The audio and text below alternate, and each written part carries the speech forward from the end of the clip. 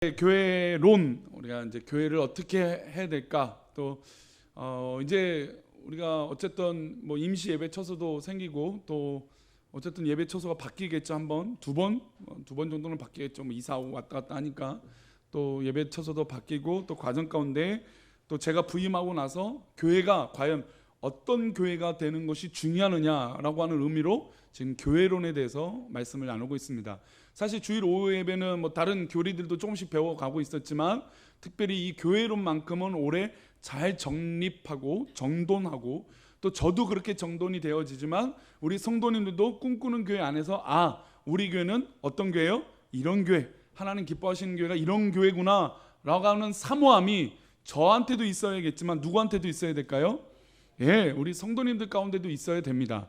그래서 목사는 혼자만 신나서 교회론, 교회 비전, 교회 목적을 막 제시해서 혼자만 막 이렇게 즐거워하는 목적을 제시하는 교회가 건강한 교회가 아니라, 모든 성도들이 이 목적과 교회 비전을 두고 우리 교회는 이런 거 해야 돼 라고 했을 때 모두 다 동감하고 참여하고 헌신하는 기쁨이 있어야 되는 게 바로 교회론이라는 것이죠. 그래서 교회론에 대한 이야기들을 제가 전반적으로 막 여러 가지 이야기들을 많이 드립니다. 그래서 우리 성도님들이 받은 도전이 있거나, 예를 들어서 선교다, 복음이다, 아니면 선교사님이다, 아니면 그 농촌 선교다, 북한 선교다, 중국 선교다, 여러 가지 도전을 받은 게 있겠죠. 또 우리 교회 안에는 이런 봉사와 헌신들이 있었으면 좋겠다라고 하는 이 비전의 메시지들이 도전이 되면, 꼭 혼자만 간직하는 게 아니라 우리 목장 모임할 때 우리 교회가 이런 교회가 됐으면 좋겠어. 우리 교회가 앞으로 이런 거 해보면 어떨까? 바자회도 좋고, 사랑의 빵 나누는 것도, 빵 사역도 다시 하면 좋겠고, 여러 가지 또 교회 주변에 사람들을 돌볼 수 있는 일들이 무엇인지 고민해보고, 또 나누어보고 도전을 주는 거죠.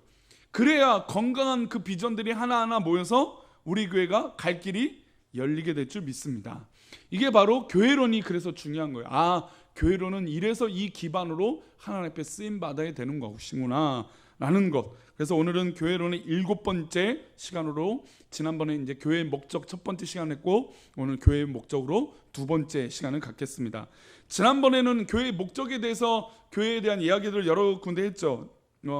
수영로 교회의 목표들, 그 다음에 서현교회, 또 어떤 교회 혹시 기억나십니까? 이 근처에서 좀 가까운 교회 중에 광염교회 제가 얘기 드렸죠. 광염교회의 특징은 전도비를 가장 많이 지출하는 교회가 되기를 원했던 거고, 그 다음에 이제 구제는 예산의 30%. 이게 이제 결산이 아닙니다. 그러니까 우리가 생각할 때는 결산한 금액이 있으니까 이 결산대로 30%를 쓴다는 게 이 광염교회의 특징이 아니고, 예산의 30%예요. 근데 예산이라는 건 그대로 채워집니까? 안 채워집니까?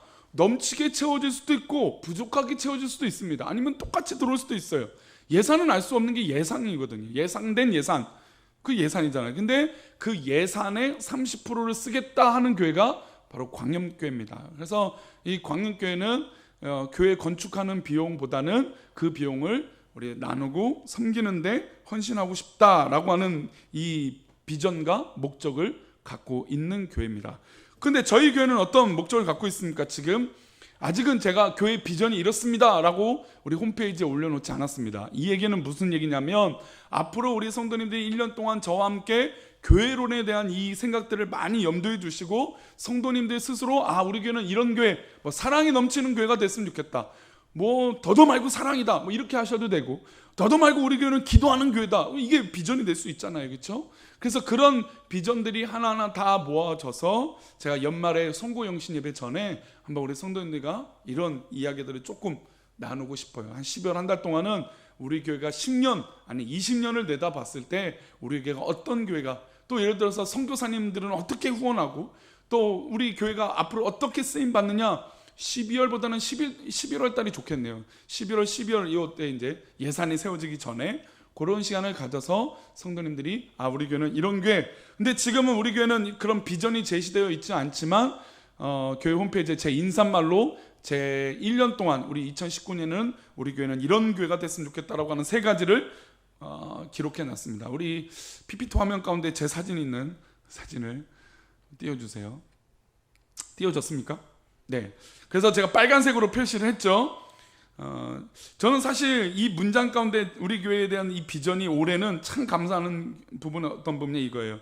우리 교회는 아픔을 하나님 앞에 잘 이겨낸 교회입니다. 저는 사실 이걸로 우리 교회의 소개는 다 끝난 것 같아요. 정말. 그리고 우리 교회는 지켜진 교회입니다. 이걸로 올 한 해 어떤 저는 비전이 다 이루어졌다라고 감사가 됩니다. 근데 더불어서 그래서 세 가지를 제가 이렇게 교회는 이런 교회입니다라고 우리 주변에게 홈페이지를 통해서 소개를 합니다. 저희 교회는 뭐가 회복되는 교회입니까? 거룩한 회복. 그냥 회복이 아니라 하나님이 함께 하시는 거룩한 회복이 있는 교회입니다. 두 번째, 저희 교회는 무슨 나눔이 있는 교회입니까? 행복한 나눔이 있는 교회입니다. 교회는 돈이 많이 들어갑니까? 적게 들어갑니까? 헌금을 빼더라도 돈이 많이 들어갑니다. 돈이 많이 들어가요. 돈이 많이 들어갑니다. 사실 우리 성도님들이 비용적으로만 한다면 뭐 섬기고 사랑하는 데만 해도 비용이 많이 들어가죠. 돈이 많이 들어가는 게 맞습니다. 그러나 그것을 계산하기 시작하면 그 계산과 동시에 은혜가 떨어지는 게 사실이에요. 또 그렇죠? 우리가 돈을 지배해야죠. 그렇죠? 할렐루야. 우리 성도님들 돈을 지배하시기를 축복합니다. 돈의 어떤 그런 물질의 지배를 받아서 내 신앙도 어려워질 만큼 그렇게 힘들게 사는 것이 아니라 있으면 있는 만큼, 없으면 없는 만큼 하나님께서 예배해 주시고 인도해 주심을 믿고 그것에 감사하며 살아가시는 귀한 백성 되시기를 축복합니다. 그런데 그렇게 하기 위해서 중요한 삶의 방법은 행복한 나눔이 있어야 된다는 것이죠. 우리가 주고받는 기브 앤 테이크에 대해서 우리는 굉장히 예민한 민족이고 우리는 한국 사회입니다. 그렇죠? 그래서 방명록이라는 게 굉장히 중요합니다. 제가 그래서 이 얘기를 한번 제가 연초에 드렸는데 집집마다 우리 자녀들을 결혼시켰을 때 이 방문하신 방명록 장부가 있으십니까? 없으십니까? 그렇죠. 있어요. 대부분 있죠.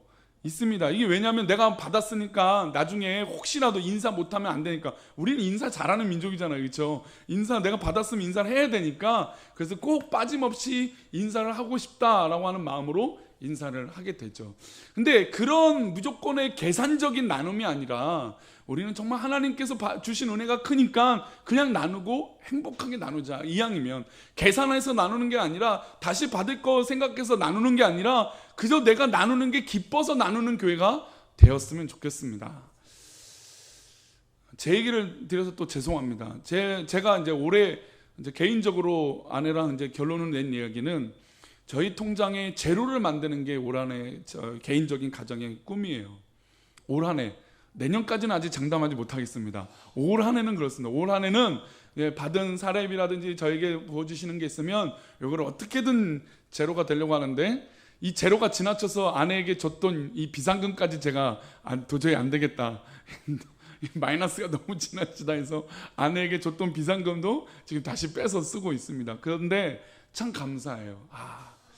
참 감사해요. 어제도 이제 토요일날 식당 봉사하시는 분들이 있어서 마침 제가 커피를 사주고 싶은 우리 전교인 우리 교인들에게 커피 한 잔을 무조건 사드린다고 했죠.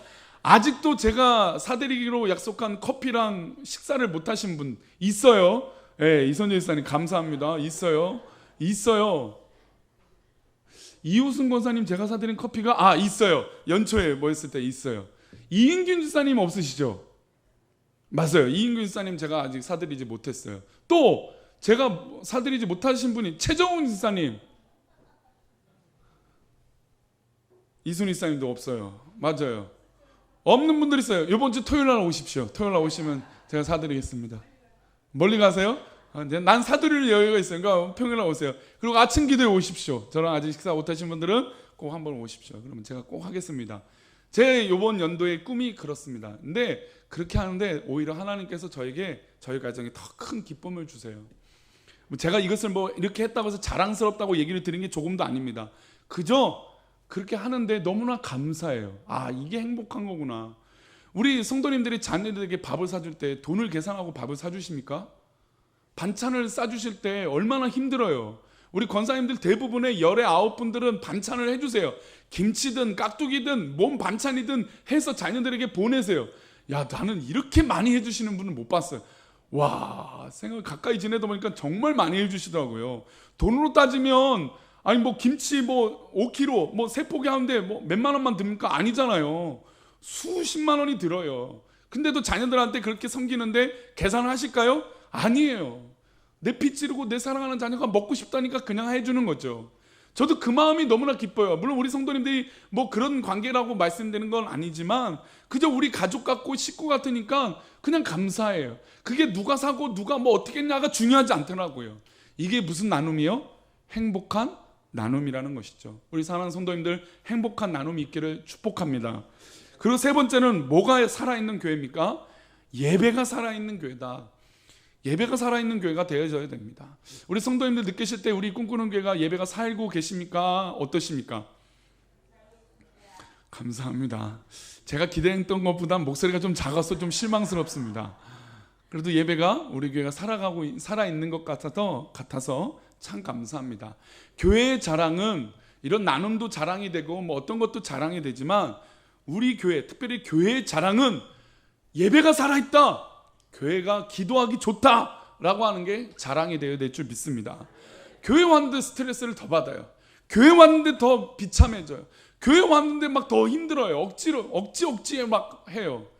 그럼 우리는 소진이 되죠. 우리는 소진되면 안 되죠. 하나님 주신 크신 은혜가 얼마나 큰데요. 예배가 그래야 되지 않겠습니까? 하나님 주신 은혜로 말미암아 이 예배 시간이 어떻게 돼요? 풍성하고 기쁘고, 물론 피곤해도 주무셔도 괜찮아요. 예, 괜찮습니다 했더니 또 이제 예, 잘하고 했으니까 자야겠다 그러지 마시고. 근데 피곤한 거 뭐 어떡하겠어요, 그렇죠? 예? 그런데 그런 게 막 정죄가 돼갖고 막 벌 받을까 봐. 예전에 우리 어른들이 그건 참 좋은 신앙이에요. 근데 그 참 좋은 신앙이기도 하지만 좀 걱정스러운 건 있어요. 뭐냐면 목사님이 뭐라고 하면 그게 마치 벌 받을까 봐.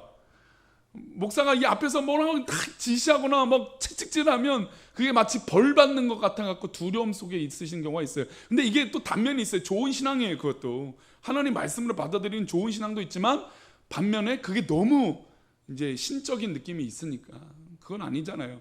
교회가 왜 사람의 눈치를 보고 교회가 왜 하나님 아닌 것에 관심을 둬야겠습니까? 그렇죠? 교회는 하나님 은혜, 하나님 말씀, 이 예배가 중심이 되어야 되고 살아 있어야 될 줄 믿습니다. 우리 교회의 자랑은 무엇이 되어야 된다고요? 그래서 이제 제가 참 더 열심히 해야 돼요. 설교도 더 잘해야 되고 더 열심히 또 기도하고 또 그래야 돼요. 그래도 다행히 요즘은 하나님께서 억지로라도 저를 기도하게 하셔서 참 감사해요. 너무너무 감사해요. 하나님 감사해요. 기도할 수 있는 시간들을 주셔서 참 감사합니다. 우리 교회가 예배가 살아있는 교회, 기도가 살아있는 교회가 되기를 축복합니다. 자, 그래서 구체적으로 이 교회의 비전, 이 목적이 무엇이냐라는 얘기를 한 세 가지를 이번 주와 다음 오후 이 교회론에 대해서 얘기를 해보고자 합니다. 교회의 목적과 비전을 나누는 이 목적과 비전에 대해서 도전이 있는 성도들이 있어야 됩니다. 아까 서론에 말씀드린 대로 교회의 목적과 비전이 있을 때 이거는 뭐 장로님들의 비전이야, 이거는 뭐 교회 열심히 있는 사람들에게 몫이야, 이거는 뭐 담임 목사님이 말하는 그런 그냥 목적이야 라고만 치부해 버리면 안 된다는 것이죠. 목적과 비전이 있을 때 그것을 나누는 은혜와 사랑이 우리 공동체 가운데 있어야 돼요. 그래서 기도 가운데 어떤 기도 제목이 우리가 가운데 우선이 되어야 되냐면, 우리 교회가 예를 들어서 비전과 목적이 있잖아요. 그러면 이 목장 모임 하든 어떤 기도 모임 하실 때 우리 교회는 이런 꿈을 갖고 있어, 이 꿈을 이뤄야 돼, 이 목적을 이뤄야 돼 라고 하면서 서로에게 도전이 돼야 되고, 만약에 내가 헌신하고 봉사할 부분들이 생기면 내가 그렇게 헌신하고 봉사하고 싶습니다 라고 해야 된다는 것이죠. 그런 수고들이 있을 때, 그런 나눔이 있을 때 교회가 더 건강한 비전으로 목적으로 하나가 될 줄 믿습니다. 교회의 목적은 특별히 세 가지로 특별하게 더 이야기할 수 있는데, 성도님들 선교라고 하는 단어, 우리가 이제 우리 선교사님들 계시지만 선교라고 하는 단어는 영어로 보통 뭐라고 많이 하죠? 미션이라고 많이 합니다. 미션, 그렇죠? 선교. 근데 미션의 뜻이 선교라고 하는 뜻만 있을까요? 그렇지 않죠. 미션 임파서블 제가 한번 말씀드린 적이 있어요. 미션 임파서블, 불가능한 것을 가능하도록 뭐 해보는 이 영화가 있었잖아요. 우리 어른들은 영화를 잘 본 적이 없기 때문에 그 미션 임파서블을 모른다고 다들 얘기하셨고 제가 당황한 적이 있습니다. 기억이 나시나요 혹시? 네, 그런 적이 있어요. 근데 미션이라고 하는 단어가 선교라고 하는 단어도 있지만 어떤 뜻도 있냐면 목적이라고 하는 단어, 사명이라고 하는 단어, 임무라고 하는 단어가 있어요. 그러니까 교회에 대한 목적은 교회의 미션, 교회의 선교라고 해석할 수도 있어요. 그러니까 교회의 목적이 생기고 비전이 생긴다는 건 이건 우리에게 뭡니까? 도전한 임무. 이건 우리가 전해야 될 복된 소식, 이렇게 우리가 받아줘야 된다는 것이죠. 한번 따라하겠습니다. 교회 비전 한번 따라할까요? 하나님께 향하는 선교. 자, 선교의 뜻은 여러 가지라고 했죠. 미션, 목적, 임무 다 포함된 겁니다. 자, 두 번째 따라하겠습니다. 신자에게 향하는 선교. 성도들에게 향하는 선교가 있어요. 세 번째 따라하겠습니다. 세계로 향하는 선교. 그렇죠. 세계로 향하는 선교라니까 쉽죠. 세계로 향한 복음 전파니까. 근데 이 선교는 목적과 임무와 모든 게 다 포함된 것입니다. 첫 번째, 오늘 하나님께 향하는 선교, 하나님께 향하는 목적이 교회는 우선되어져야 됩니다. 하나님께 향하는 목적은 바로 뭘까요? 예배죠. 예배. 우리 하나님을 위해서 하나님께서 가장 기뻐하시는 건 예배입니다. 우리 그런 의미로 다시 한번 우리 골로새서 3장 16절 말씀 읽어보겠습니다. 시작. 그리스도의 말씀이 너희 속에 풍성히 거하여 모든 지혜로 피차 가르치며 감사하는 마음으로 하나님을 찬양하고. 그리스도의 말씀이, 예배 가운데 뭐가 있어야 됩니까? 말씀이 우리가 그리스도 가운데 있어야 되는 것이죠. 말씀이 우리 가운데 풍성히 거해야 될 줄 믿습니다.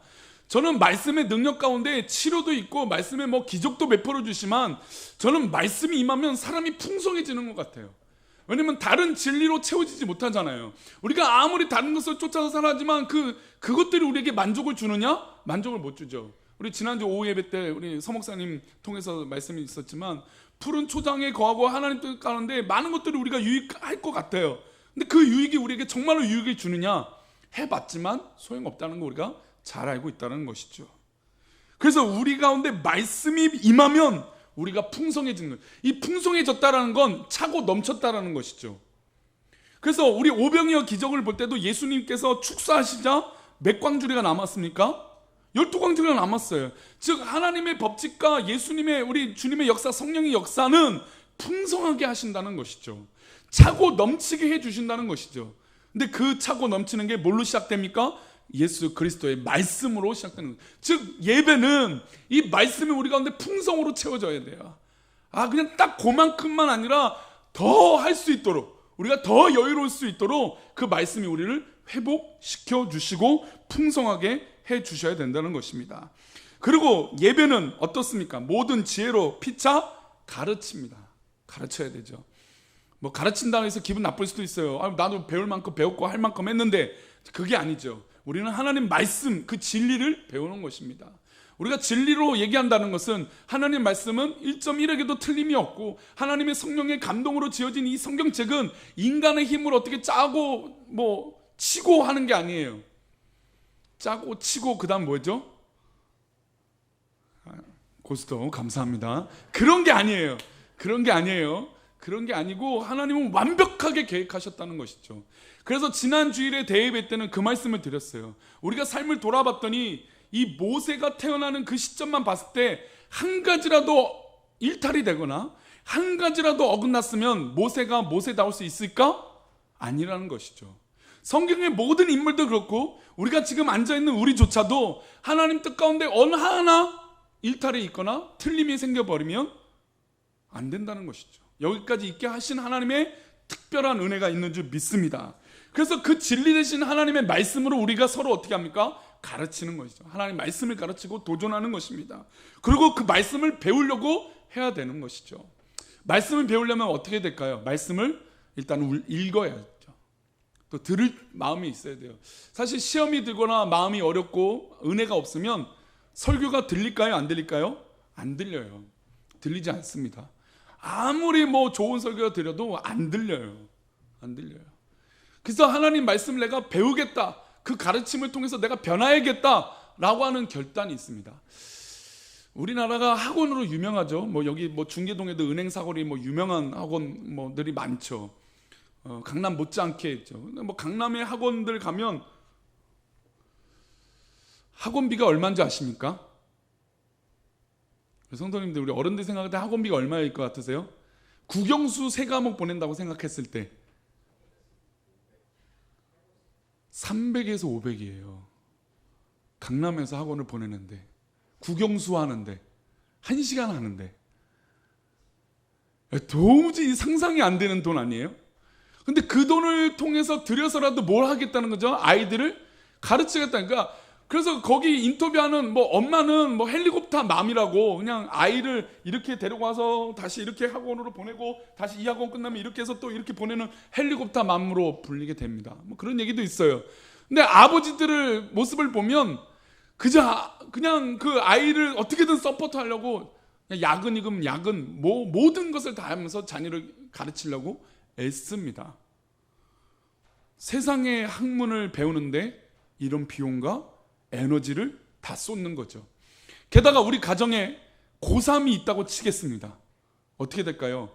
우리 부모님이 공부하는 것도 아닌데 왜 이렇게 피곤할까요? 그쵸? 내가 공부하는 것도 아닌데 게다가 손자예요. 우리 집에도 산지도 않아요. 근데도 매번 기도의 제목이 뭐예요? 우리 고3 수험생, 고3 수험생 이럽니다. 그래서 그 자녀가 잘 되기를 바라죠. 배운단 말이죠. 배워서 잘 되기를 바란다는 거죠. 그런데 이 가르침보다 더 놀라운 우리는 뭘 배우는 사람입니까? 하나님의 말씀을 배우잖아요. 하나님 말씀을 가르침을 받는 거잖아요. 이게 얼마나 크고 놀라운 일입니까? 세상에서 성공하고 세상에서 배우려고 하는 그런 가치보다 하나님 말씀 배우는 그 가치가 더 크고 놀라운 줄 믿습니다. 이게 우리 예배의 목적이고 말씀의 은혜라는 것이죠. 하나님 말씀 배우는 것다. 하나님 말씀을 가르침을 받는 것이다. 하나님의 말씀을 나누는 것이다 라고 피차 가르치고 하나님의 은혜를 권면하는 것입니다. 그리고 이 가르치고 권면하고 나서 뭘 합니까? 시와 찬송과 신령한 뭘요? 노래를 부르며. 가끔 제 성도님들이 목이 아플 때 하면 립싱크 하는 분들이 있어요. 립싱크. 립싱크.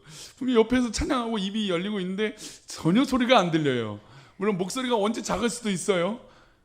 그러나 하나님 앞에 찬양할 때는 전심으로 전력으로 내 목소리를 높여 하나님을 찬양해야 될 줄 믿습니다. 내가 조금 컨디션이 어려울 때라도 다윗이 그렇잖아요. 다윗이 찬양할 때 사울의 악신이 떠나가잖아요. 이게 찬양의 놀라운 역사라니까요. 마귀는 우리를 찬양하지 못하고 계속 눌러요.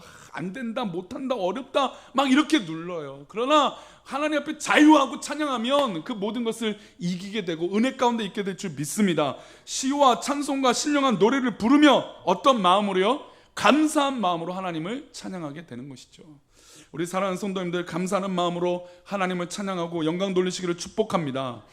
하나님께서 그리스도 예수 안에서 누구를 택하셨습니까? 나를 택하셨습니다. 우리를 택하여 주셨습니다. 그리고 기름을 부어 주셨습니다. 선택하셨는데 하나님께서 우리에게 바라시는 것이 있어요. 우리에게 기대하시는 것이 있어요. 자, 에베소서 1장 12절 말씀인데요. 우리 함께 읽겠습니다. 이는 우리가 그리스도 안에서 전부터 바라던 그의 영광이 찬송이 되게 하려 하십니다. 하나님께서 우리를 향하여 바라던 그런 모습이 있는데 그의 영광이 찬송이 되게 하는 것이죠. 즉 우리가 인생 가운데 우리의 믿음의 삶의 여정 가운데 하나님께서 우리에게 바라시는 것, 또 우리가 하나님 앞에 마땅히 해야 될 건 하나님을 높이 찬양하는 것입니다. 어떤 뭐 찬양하는데 기술적으로 좋고 뭐 테크닉적으로도 좋고 하면 좋겠지만 그것이 중요한 것이 아니라 전심을 다해서 내 믿음을 다해서 찬양을 부르시는 귀한 성도님 되시길 축복합니다. 광고를 하나 하자면 요즘은 다 스마트폰이 있으니까 스마트폰이 우리 그 목자 여성 목자 모임할 때 우리 봄에 갔던 CBS, 우리 나중에 한번 CBS를 우리 교인들하고 다 같이 한번 또 가봤으면 좋겠어요. 그날은 이제 여성 목자 모임 훈련하고 나서 우리 CBS 방문을 전화 연결에 딱 그것도 하나님 은혜네요. 참 사실 그냥 안부 전화해서 CBS 아는 분이 있어갖고 어떻게 할 거라고 그냥 전화했는데 오시라고. 그래서 가이드를 또 다 해주셨어요. 우리 성도님 나중에 부러워하지 마시고 함께 나중에 가시면 됩니다. 제가 꼭 또 기회를 만들어 드릴게요. 근데 그날 딱 하나님께서 이렇게 해주시면서 막 길을 만들어 주시고 소개도 하고 막 은혜를 받았어요. CBS가 이런 거구나. 그래서 도전받게 해주셨는데 그 중에 하나 이제 소개받은 어플이 하나 있어요. 스마트폰에. 레인보우라고 하는 어플이에요. 레인보우 어플 중에 이제 CBS 방송이 나오는데 CBS는 원래 세상을 향하여 적극적으로 복음을 제시하는, 그래서 꼭 찬양만 나오는 게 아니라 막 세상 가요도 나와요. 이제 그런 그 라디오 방송 주파수가 있고 하나는 그냥 24시간 내내 찬송만 나오는 게 있습니다. 그래서 혹시 찬양을 좀 배우시거나 또 찬양을 함께 하고 싶은 분들은 스마트폰 다운 어플 받으셔서 그 찬양을 통해서 들으시고 도전받고 다른 사람들은 어떻게 신앙하는지. 그래서 얼마 전에 저희 가정에서도 이제 사연 같은 걸 보냈어요. 옛날에 라디오 들으시면 뭐 사연 보내잖아요. 우리 어른들이 뭐가 이종환의 우리 참 다 거룩하세요. 참 뭐 말씀하시면 다 모르세요. 이렇게 이종환의 라디오 쇼인가요? 그게 그쵸? 어른들이 뭐 전혀 반응이 없으니까 뭐 내가 지금 얘기해봤자 뭐 있고, 저 어렸을 때는 이문세의 별이 빛나는 밤. 저는 뭐 가요를 별로 원체 어렸을 때도 별로 안 좋아해서 잘 안 들었는데 워낙 사람들이 많이 듣다고 하니까 그런 게 있구나라고 기억했던 적은 있습니다. 저는 뭐 어렸을 때도 노래방을 원체 싫어했기 때문에. 그런데 그런 가요들, 이렇게 라디오를 들으면 그런 추억들이 있잖아요. 그러니까 스마트폰으로 그 라디오를 켜는 것처럼 이렇게 찬양을 계속 들을 수 있어요. 그 찬양을 익히시면 아이고 맨날 어려운 찬양한다, 젊은 목사 와서 어려운 찬양이다 이러지 마시고 그래서 웬만하면 저는 아는 찬양 할 겁니다. 아는 찬양 할 건데, 근데 혹시 또 그렇게 어려워하지 마시고 찬양을 좀 많이 들으십시오. 찬양을 들어서 익숙해지고 저 찬양의 가사, 찬양의 가사는 참 멋있어요. 그럼에도 찬송가는 참 특별한 맛이 있어요. 제가 금요일날 간증을 한다면 금요일날 찬양곡, 기도 원래 찬양을 제가 꼭 찬송가 2곡을 하거든요. 근데 그날따라 설교 준비하는데 이 찬송가 말고 다른 곡을 2곡을 빠른 곡으로 해야겠다 했어요. 네, 아니나 다를까 망했어요. 제 개인적으로 망했어요. 왜 그 곡을 골랐는지 모르겠어요. 뭔가 맞지도 않아요. 분위기도 안 맞아요. 그냥 가사만 생각하고 저 곡이 딱 있으면 좋겠다라고 했는데 아니에요. 그래서 제가 한번 딱 부르시고 끊고 제가 망쳤습니다. 망했습니다. 선곡이 망했습니다. 그리고 다른 곡을 빠르게 부르고 찬양하고 기도를 했는데, 찬송가가 참 그래서 의미가 있어요. 그냥 찬송가를 고를 걸. 원래 찬송가도 가사가 맞는 게 딱 있었는데 왜 그날따라 딴 생각이 들었는지. 근데 찬송가는 10년 전에 부르고 20년 전에 부르고 30년 전에 불렀던 것, 지금 불렀던 것도 어찌 그렇게 의미가 있는지 몰라요. 우리 성도님들 찬송가 18번은 무엇이 있으십니까? 찬송가 18번. 지금까지. 또 어떤 게 있습니까? 대산을 넘어 헝곡에 가도. 또 뭐가 있으세요? 주 안에 있는 나에게. 이선지 사님 어떤 찬양 좋아하십니까? 찬송가 중에? 그렇습니다. 주의 사랑에서. 그래요. 있던 찬양의 고백이 우리 가운데 어려울 때 내 입술에 나오면 저는 그건 무조건 이기게 될 줄 믿습니다. 저는 우리 가운데 역사와 간증이 있다면, 우리가 힘들고 낙심해서 마음이 얼어붙었을 때 내 입술에서 찬양이 탁 튀어나오면 저는 그 문제는 분명히 이기게 될 줄 믿습니다. 찬양의 능력이 있어요. 찬송가의 은혜가 있어요. 그런 특별한 하나님의 은혜가, 메시지가 있는 것 같아요. 오늘 본문에도 하나님께서 전부터 바라던 그의 영광의 찬송이 되게 우리를 바라셨다는 거죠. 우리가 기도도 합니다. 예배 드립니다. 그러나 그 모든 것들을 아우를 수 있는 건 저는 찬양이라고 생각해요. 내 찬양이 아무나 함부로 할 수 있는 게 아니더라고요. 이 찬양이 지금 이 고백되는 게 이게 우연으로 내 입에서 나오는 게 아니더라고요. 내가 무의식 속에서 있었던 잠재, 또 생각하지 못했던 그 시점에서 그 찬양의 가사가 딱 머릿속에 떠오르는 거예요. 그리고 내 입술에서 나도 모르게 그 찬양의 가사가 딱 나오는 거죠. 근데 그 찬양의 가사가 딱 나의 상황과 딱 맞아요. 어쩜 그렇게 딱 맞는지 모르겠어요. 그러니까 우리 입술에 날마다 찬양이 있으면 얼마나 하나님을 더 기쁘게 할 수 있을까요? 하나님께서 우리에게 바라는 건 영광이 찬송이 되게 하려 하심이라, 이 말씀을 기억하시면서 언제든지 찬양하고 예배하는 우리 성도님 되시기를 축복합니다. 이 부분만 더 한번 마무리 더 해볼게요. 우리 에베소서 5장 16절부터 18절인데 한번 우리 3절의 말씀 읽어보겠습니다. 시작. 세월을 아끼라, 때가 악하니라. 그러므로 어리석은 자가 되지 말고 오직 주의 뜻이 무엇인가 이해하라. 술 취하지 말라. 이는 방탕한 것이니 오직 성령으로 충만함을 받으라. 자, 16절부터 18절까지는 성령으로 충만함을 받으라 하기 전엔 다 하지 말라 했어요. 악하니까 하지 말고, 뭐가 되지 말고, 무엇인가 이해하고, 술 취하지 말고, 방탕하지 말라 얘기합니다. 그렇죠? 우리가 세월을 이렇게 살고 하나님 안에 살아야 됩니다.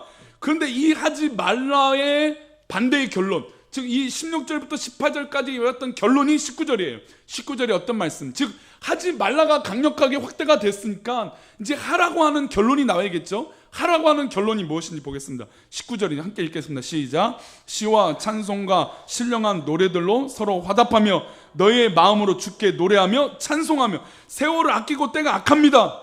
어리석은 자가 되지 말고 오직 주의 뜻이 무엇인지 분별하라고 했습니다. 술 취하지 말라고 했습니다. 방탕한 것이라고 했습니다. 성령 충만함을 받아서 뭐 하라는 것입니까? 시와 찬송과 신령한 노래들로 서로 화답하고 찬양하고 하나님을 높여드리라는 것입니다. 우리가 이 시대에 살아가는 목적이 바로 여기 있다는 것이죠. 아무리 한국교회가 어려움 당하고 있고 우리가 많이 조롱당하고 있어요. 제가 누누이 설교 때마다 자주 말씀드리는 내용이에요. 한국교회 어려움 분명히 있어요. 현실이 있죠. 부끄러운 모습도 있고 치부도 있습니다. 그러나 우리가 그 악할 때 우리가 이 상황을 극복할 수 있는 건 참된 예배와 찬양과 기도인 줄 믿습니다. 이때일수록 오히려 더 우리는 찬양하고 기도해야 되는 것이에요. 이때일수록 하나님 말씀 더 붙들고 예배해야 될 줄 믿습니다. 이게 우리 교회를 향한 목적이에요. 예배가 어느 것보다도 우선될 수는 없어요. 하나님을 찬양하는 것보다 더 우선되는 건 우리 안에 존재할 수 없습니다. 우리에게는 무조건 예배입니다. 우리에게는 무조건 하나님을 찬양하는 것이고 기도하는 것이 우리에게 전제 조건입니다. 그러니 우리 사랑하는 성도님들, 세월을 아끼고 우리가 주의 뜻이 무엇인지 이해하며 나아가는 것은 오직 하나님을 찬양하는 것인 줄 믿습니다. 하나님 앞에 예배하는 것인 줄 믿습니다. 어떤 상황이든지 하나님을 예배하십시오. 아멘. 우리 그런 의미로 힘차게 박수치며 찬양하겠습니다. 그날이 도적같이 내일